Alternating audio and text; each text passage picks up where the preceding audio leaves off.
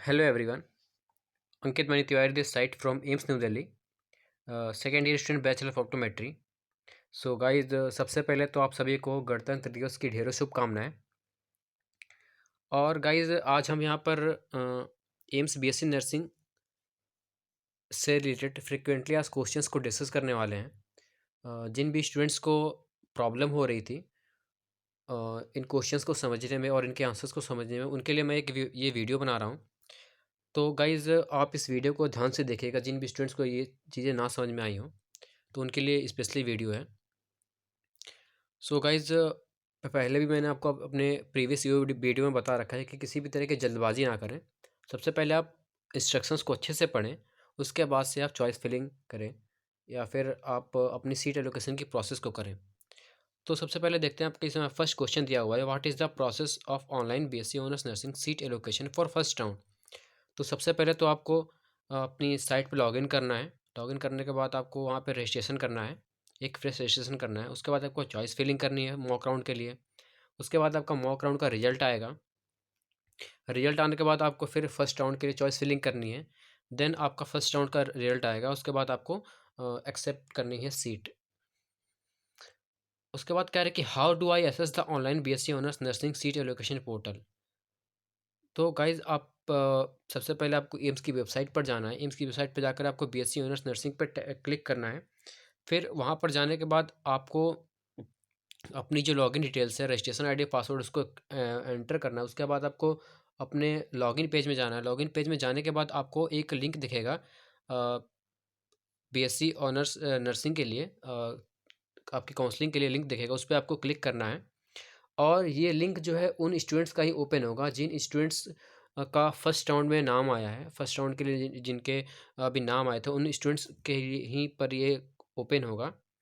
उसके बाद फिर आपको क्या करना है कि आपको रजिस्ट्रेशन करना है। थर्ड क्वेश्चन है आपका कि how do I register and set a new password for online BSc honours nursing seat allocation.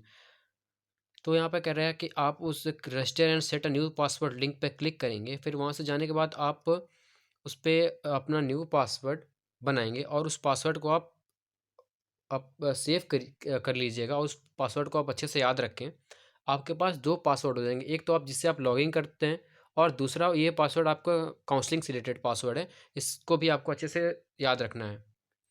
कह रहा है कि I have forgotten my password, how do I retrieve them. अगर आप अपना पासवर्ड भूल गए हैं तो आप इसे कैसे प्राप्त करें। तो इसमें दे रखा है कि यहाँ पे आपके दो पासवर्ड है। पहला तो आपका लॉगिन करने के लिए है, दूसरा जो है आपका काउंसलिंग रिलेटेड पासवर्ड है। तो दोनों को दे रखा है कि अगर आप अपना पासवर्ड भूल गए हैं तो आप उसे कैसे प्राप्त करें। अगर आप अपना लॉगिन जो आप जिसमें लॉगिन करते हैं जिससे, अगर वो पासवर्ड भूल गए तो आपके वहाँ पर आपको फॉरगेट जो है फॉरगेट पासवर्ड का आपका ऑप्शन आ रहा है। वहाँ पर आपको क्लिक करके आपको नया पासवर्ड बन जाएगा। अगर आप अपना ये रजिस्ट्रेशन आईडी पासवर्ड भूल गए हैं इसके लिए, ऑनलाइन काउंसलिंग के लिए, तो आप वहाँ पे ऑप्शन आएगा forget registration ID and password button का। उस पर आप क्लिक करके आप अपना ये रजिस्ट्रेशन आईडी और पासवर्ड आपको मिल सकता है। अब ये कह रहा है कि how do I make choice AIIMS. कह रहा है कि the choice can only be made after you have registered and log in using a new password for the BSc honours nursing online seat allocation portal और logging in confirm your name and registration ID, check on make choice button to proceed to exercise choice and their order to add a choice, choose the aims and the drop down means। अब यहाँ पे सीधा सीधा कह रहा है कि आप अपनी चॉइस को, the choices can only be made after you have register and log इन। सबसे पहले आप तो अपनी जो आपकी जो रजिस्ट्रेशन आईडी और पासवर्ड है उसके थ्रू आप लॉगिन करेंगे। लॉगिन करने के बाद आप अपना उसमें नाम और रजिस्ट्रेशन आईडी कंफर्म करें कि ये आपकी ही नाम और रजिस्ट्रेशन आईडी है कि नहीं। उसके बाद आप मेक चॉइस बटन पर क्लिक करने के बाद आप अपनी चॉइस फिल कर सकते हैं। आप उसमें ऐड चॉइस कर सकते हैं, डिलीट कर सकते हैं, अप कर सकते हैं, डाउन कर सकते हैं। उसके बाद कह रहे हैं कि do I have to make choices in AIIMS in one go. तो यहाँ पे कह रहा है कि आप अपनी जो चॉइसेस है वो एक साथ ही भर सकते हैं, ऐसा नहीं है। आप अपनी चॉइसेस को कई बार बदल सकते हैं। तो कह रहा है कि no, you can make choices, edit और reorder them as a many times as you wish unless you already submitted and lock the choice. और यहाँ पर गाइज एक बात बहुत ध्यान देने की है कि अगर आपने अपनी चॉइस को लॉक कर दिया है तो फिर दोबारा आप उसे एडिट नहीं कर सकते। तो आपको अपनी चॉइस को लॉक नहीं करना है, अगर आपने अपनी चॉइस को लॉक कर दिया तो आप उसमें किसी भी तरह के कोई चेंजेस नहीं कर सकते।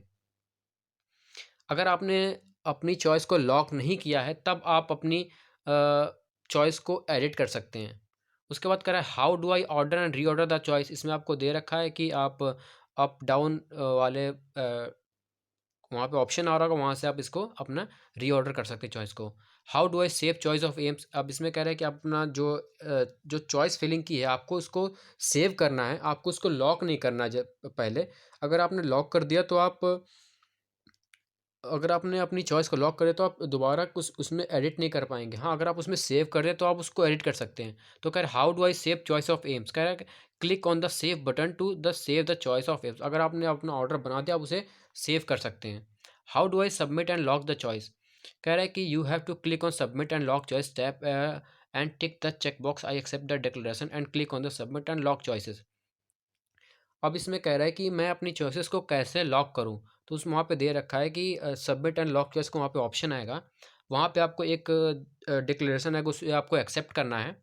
और वो जो आपका डिक्लेरेशन आपसे 2 बार पूछा जाएगा कि आप अपनी चॉइस को लॉक करना चाहते हैं या नहीं।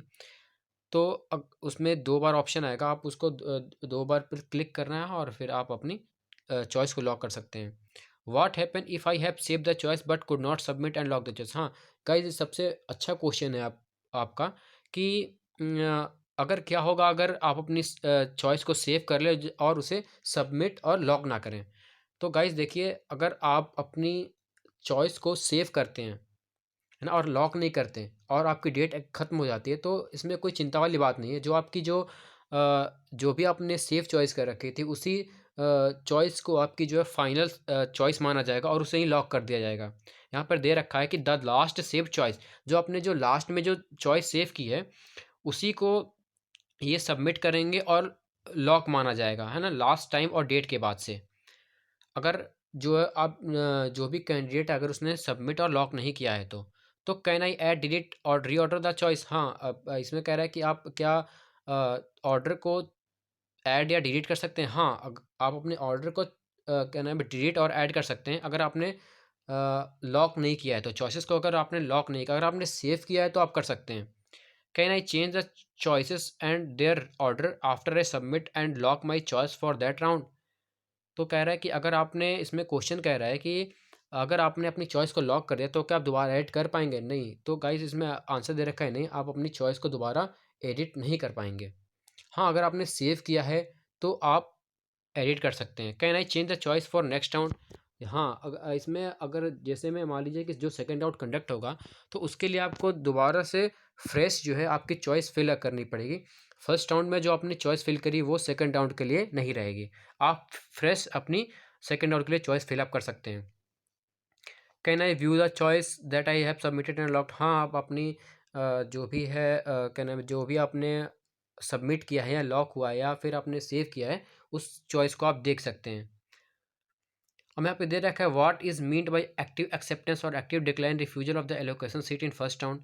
जब आपकी जो फर्स्ट राउंड का जो रिजल्ट आएगा, रिजल्ट आने के बाद से आपको यहाँ पर आपको अपनी सीट एक्सेप्ट करनी होगी। ये दो तरह के ऑप्शन आएंगे। पहला आपका ऑप्शन आएगा accept allotted seat and do not wish to participate in the further round of seat allocation. इसमें ये कह रहा है कि अगर आपको मान लीजिए जैसे फर्स्ट राउंड में एम्स दिल्ली मिला और आप एम्स दिल्ली को लेना चाहते हैं तो आप फर्स्ट राउंड को क्लिक करेंगे। अगर आपको मान लीजिए कि एम्स दिल्ली नहीं लेना है तो आप ऑप्शन नंबर 2 को क्लिक करेंगे और फर्दर सेकंड राउंड के लिए आप प्रोसीड कर सकते हैं। फिर इसमें कह रहा है कि क्या नाम है इसमें कह रहा है कि failure to log in and selecting an option within date and time specified in the aported date link will lead to forfeiture of the allotted and render your eligible for the first second round. कह रहा है कि अगर आप इन options में से अगर आपको कोई भी सीट अलॉट होती है और आप इन दोनों ऑप्शंस में से कोई भी ऑप्शन चूज़ नहीं करते हैं तो आपकी वो जो सीट है वो कैंसिल कर दी जाएगी और आप सेकंड राउंड में भी पार्टिसिपेट नहीं कर पाएंगे। अब इसमें कह रहा है कि what happen if I am allocated seat and do not log in and select any of option mentioned in the fact number 15।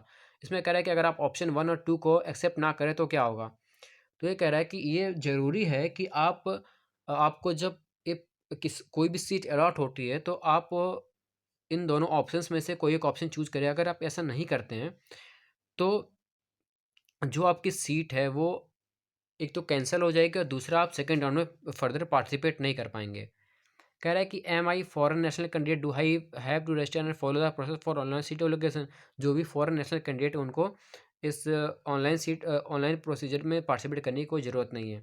अगर आपकी कोई भी फर्दर क्वेरीज हो तो आप ये एम्स की साइट पर जा कर के अपनी क्वेरीज को पूछ सकते हैं। एम्स के ने ईमेल आईडी दे रखी है, वहाँ पर आप अपनी पूछ सकते हैं और उनको आप अपना रजिस्ट्रेशन ईमेल आईडी और ये कुछ जो आप रजिस्ट्रेशन आईडी जो है वो आप भेज सकते हैं।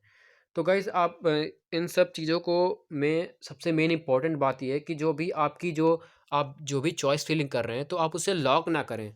अगर आपने लॉक कर दिया तो आप उसमें फर्दर चेंजेस नहीं कर पाएंगे। हाँ, अगर आप श्योर हैं अपनी चॉइस फिलिंग को लेकर के तब आप फर्दर लॉक कर सकते हैं। अगर आप अपनी चॉइस फिलिंग को लेकर के श्योर नहीं हैं तो कृपया करके आप लॉक ना करें। और अगर आप सेव चॉइस करके भी छोड़ देते हैं तो फिर भी तब भी वो आपका जो डेट ख़त्म होने के बाद, डेट और आप टाइम ख़त्म होने के बाद वो आपका जो आपने जो सेव चॉइस कर रखी है लास्ट, वही आपकी जो फाइनल जो है वो लॉक कर दी जाएगी डेट ख़त्म होने के बाद। तो गाइज़ और भी किसी तरह का डाउट हो तो आप मुझसे पूछ सकते हैं कमेंट सेक्शन में। मैं ट्राई करूँगा कि आप सभी का जो रिप्लाई दे सकूँ। और इफ़ फर्दर चाहते हैं कि मैं किसी टॉपिक पर वीडियो बनाऊँ तो वो भी आप मुझे बता सकते हैं। तो मिलते हैं किसी नेक्स्ट वीडियो में, तब तक के लिए धन्यवाद। जय हिंद, जय भारत।